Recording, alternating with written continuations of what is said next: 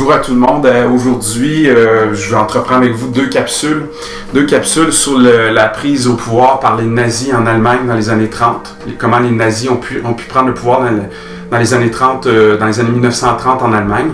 Et en particulier, dans les deux capsules, on va beaucoup parler de la personne d'Adolf Hitler. Je vais vous dire, les capsules vont être beaucoup plus brèves et plus sobres, moins de niaisage, moins d'humour, va en avoir un peu.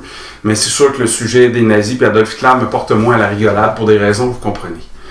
Dans les deux capsules, il va y avoir trois grandes questions.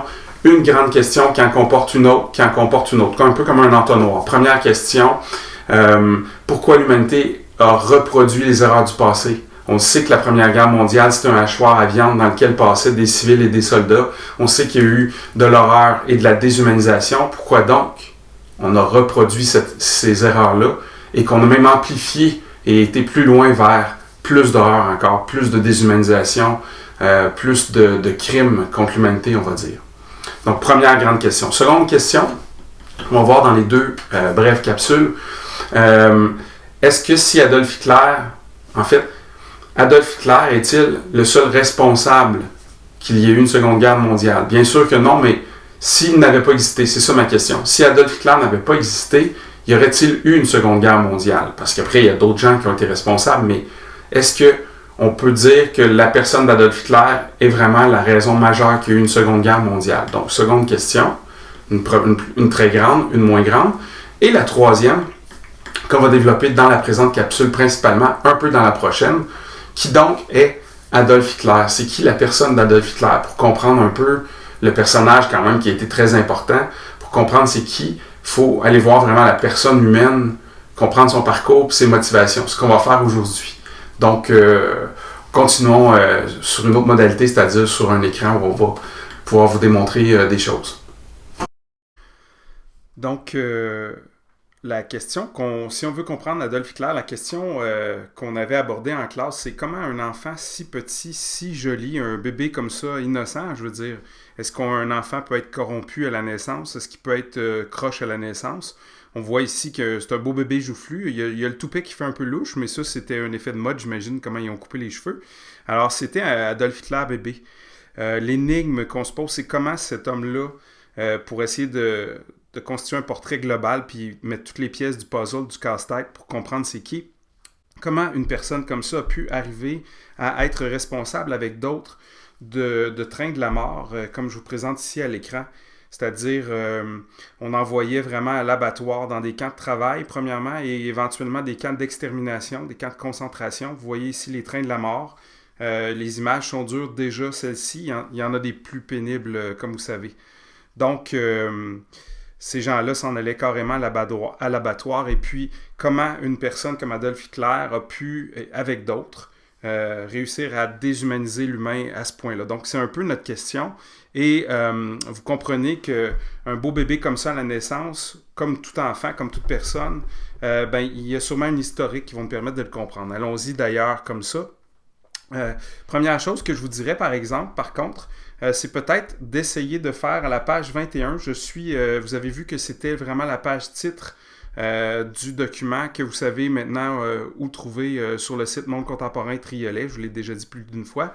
Je vous invite à aller à la page 21 de ce document-là et de répondre aux questions là, déjà, que signifie le nazisme? En quoi le nazisme est une forme de totalitarisme? Est-ce que c'est apparenté au fascisme? Donne des explications. Et puis, est-ce que c'est une idéologie claire? Je vous invite à répondre à ces questions-là. Puis, dans une capsule plus tard, je pourrais avec vous faire le tour de cette page-là, qui est la page 21. Sinon,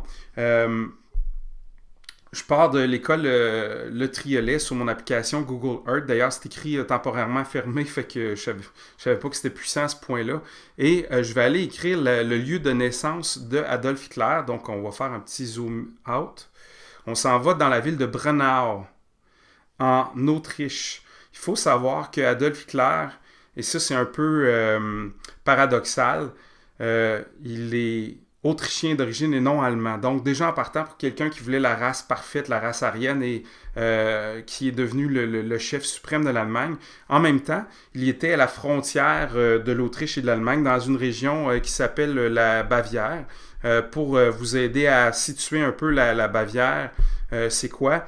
Je vous ai mis sur mon furteur ici quelques images.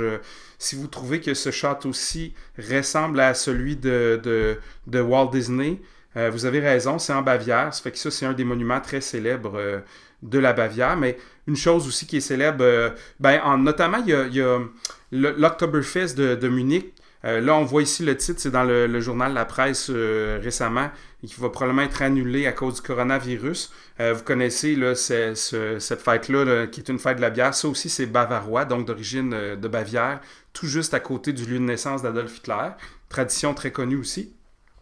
Et les autos BMW sont fabriquées, la compagnie BMW est originaire de la Bavière en Allemagne. Donc, mais lui, il était juste à la frontière, à sa naissance, juste à la frontière Bavière-Allemagne. Et je vous invite, d'ailleurs, le lieu de sa naissance, je vous parlais de la frontière, j'ai mis une autre carte ici là, que vous pouvez voir, là, c'est là qui est encore le village de Brennau. Et le lieu où il est né, sa maison, c'était dans une auberge aussi, l'auberge de Pommer, dans ce village-là. Eux n'étaient pas aubergistes. En fait, son père, Alois Hitler, est un douanier autrichien. D'ailleurs, le vrai nom, c'est pas Hitler, ça devrait être Idler, avec un D. Et c'est pas tout à fait son vrai nom à la naissance, ou peut-être que oui. En fait, on ne sait pas trop. Il y a une énigme sur l'origine du père Adolf Hitler, donc de son grand-père. Alois, c'est son père. Mais est-ce que son vrai nom, c'est Hitler ou Idler? Et finalement, même, il y a une controverse qui dit, ici, Alois, j'ai mis son arbre généalogique, mais si on regarde du côté de son grand-père, donc le père d'Alois, il y en a qui disent que peut-être même que Adolf Hitler avait du sang juif, mais ça, il n'y a aucune preuve historique qui peut prouver que oui ou que non. Parce que ce type-là, le grand-père d'Adolf Hitler, il était inconnu. On n'est pas certain du père d'Adolf Hitler, donc de son grand-père. Aussi, pour quelqu'un qui était pour la pureté de la race et puis l'eugénisme, il y a de l'ironie parce que on pense que son épouse Clara Hitler, d'ailleurs c'est un peu dégueulasse, elle avait 23 ans, je m'excuse, je parle un peu pour vous, elle avait 23 ans lors de son mariage et lui 47, donc il y avait 24 ans d'écart d'âge. C'est pas que c'est impossible d'être en amour avec un écart d'âge, mais ce qui est dégueulasse ici, c'est plus qu'on pense qu'ils étaient apparentés, soit petit cousin ou c'était sa nièce. Donc, Clara, la mère d'Adolf Hitler, et Alois ont donné naissance à plus d'un enfant, mais il n'y en a que 2 qui ont survécu, dont Adolphe qui est né en 1889. C'était pas un couple ou une famille si heureuse, et la mère d'Adolf Hitler est décédée quand il était un jeune homme, là, à la frontière de l'adolescence et de l'âge adulte, en 1907. Et ça l'a vraiment marqué très très fort. Justement, elle a accepté quand elle a senti qu'elle était malade, qu'il puisse aller essayer de réaliser son rêve d'aller faire les beaux-arts. Les beaux-arts dans le domaine des arts visuels, de la peinture, c'est les traditions dans les beaux-arts, ce sont des tableaux qui sont ultra réalistes normalement. Sauf que je vous présente ici des tableaux. Normalement en classe, je vous aurais présenté en vous demandant est-ce que vous trouvez que c'est beau? Et la plupart de mes élèves, à chaque année, me disent c'est beau, c'est correct, c'est moyen, mais c'est pas laid, c'est une aquarelle, mais vous voyez, le signataire, c'est Adolf Hitler. Il fait partie des tableaux qu'il a peints et qui étaient probablement dans son portfolio pour appliquer aux beaux-arts. Ce tableau-ci, vous diriez, là, on a quand même un artiste qui est en pleine maîtrise, on peut trouver que c'est joli. Mais effectivement, si vous regardez la signature, c'est encore une œuvre d'Adolf Hitler. Et celle-ci, d'habitude, mes élèves me disent, oui, ça, c'est quand même une œuvre intéressante. Puis ça aussi, ça a été fait de sa main. Vous voyez, il y a de la symétrie, il y a un jeu de couleurs. Donc, on a un artiste qui est quand même bien. Le problème d'Adolf Hitler, c'est qu'il a été refusé à l'École des beaux-arts de Vienne, en Autriche. Probablement qu'il ne s'est pas assez pratiqué et qu'il a été paresseux. Certains ont dit ça, mais c'est certain qu'aussi, les tendances de l'époque, l'appareil photo, en un éclair, on peut prendre un cliché et l'artiste est un peu dépossédé dans le réalisme. Puis Adolf Hitler, c'est quelqu'un qui était plutôt dans le réalisme. Je vous ai mis à titre de comparaison un tableau de 1907 dans les mêmes époques, Pablo Picasso, femme nue, et vous voyez que Picasso s'est vraiment émancipé, a pris vraiment des libertés avec la réalité.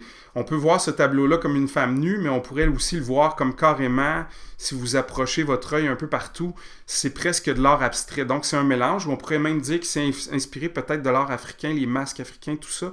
Donc Adolf Hitler n'est pas un artiste du calibre de Pablo Picasso, loin de là. Moi, j'aime dire en classe à mes élèves, ça ressemble un petit peu à quand vous allez dans le Vieux-Montréal ou le Vieux-Québec, qu'il y a des artistes qui vendent des tableaux. Ils ont du talent, mais ce ne sont pas des artistes qui pourraient peut-être arriver dans des galeries, gagner leur vie, là, comme, mettons, Picasso c'est arrivé, ou ce que Van Gogh aurait voulu de son vivant pouvoir accomplir. Sinon, comme ça ne fonctionnait pas, Adolf Hitler est devenu pratiquement un genre d'itinérant. On dit qu'il était devenu un résident permanent de l'hospice réservé aux hommes. Il adorait aller à l'opéra, notamment Wagner. J'en reparle dans une prochaine capsule. Allez voir les opéras de Wagner et la musique. Vienne, c'est vraiment une capitale mondiale de la musique classique et de l'opéra et tout ça. Et lui, il était prêt à mendier. D'ailleurs, il vendait ses œuvres d'art comme des artistes peintres. Là. Il vendait pour aller se payer des billets et aller assister au spectacle d'opéra. Donc, ça allait pas bien sa vie. En plus, quand sa mère est décédée, ça a été très difficile pour lui. On va dire que oui, il s'était peut-être pas bien préparé pour entrer aux Beaux-Arts et qu'il survivait là, en vendant ses aquarelles, je l'ai dit. Mais ce qui l'a vraiment ce qui lui a redonné une impulsion, qui l'a remis à la vie, cette photo-ci est authentique, vous voyez en gros plan, on le reconnaît, c'est la déclaration de guerre, il est dans une foule, il est euphorique, heureux, et c'est vraiment quelque chose qui lui a donné un nouvel élan, parce qu'il était totalement déprimé d'avoir été refusé aux Beaux-Arts, on pourra en reparler, et ça l'a anéanti, et le nationalisme que la Première Guerre mondiale a déclenché chez lui était vraiment très fort chez d'autres aussi, dans le peuple, chez les Autrichiens, chez les Allemands, l'Empire austro-hongrois, tout ça. Mais chez lui, c'était particulièrement quelque chose qui était vraiment une euphorie, une émotion très violente et très positive pour lui. D'ailleurs, vous avez une photo ici du petit soldat, du jeune soldat Adolf Hitler. Vous voyez que la moustache est différente. Et il était considéré plutôt comme quelqu'un de bizarroïde parmi les siens. Je ne vous lirai pas ici des extraits de ses exploits, mais il a quand même reçu la Croix de fer, qui est une récompense importante pour la Première Guerre mondiale. Donc, lui, ce qu'il faisait comme fonction, c'était qu'il était un messager. Donc, il était constamment à risque. Et puis, ça ne le dérangeait pas. Donc, c'est-à-dire qu'il allait porter des messages, il passait le front d'un sens ou dans l'autre. Et il était très, très, très euphorique, très content de ça. Donc, pour ce qui est de la capsule d'aujourd'hui, j'ai fait le tour dans la théorie. Je fais une petite conclusion avec vous. Et sinon, il y aura une autre capsule pour mieux comprendre et cerner le personnage d'Adolf Hitler. Dans la prochaine capsule, on va aller vers des aspects qui sont relatifs aux arts et à la philosophie, notamment la musique de Wagner, un compositeur allemand, aussi le philosophe allemand Nietzsche, on dit plutôt Nietzsche, et qui a influencé Adolf Hitler. Et je vous parlerai aussi, toujours dans le domaine de la culture, d'un roman dont je l'ai évoqué un peu en classe, j'en ai un peu parlé avec vous, qui s'appelle La part de l'autre, de Éric Emmanuel Schmitt. Donc, on pourra regarder ça dans la prochaine capsule. Merci. Bonne fin de journée.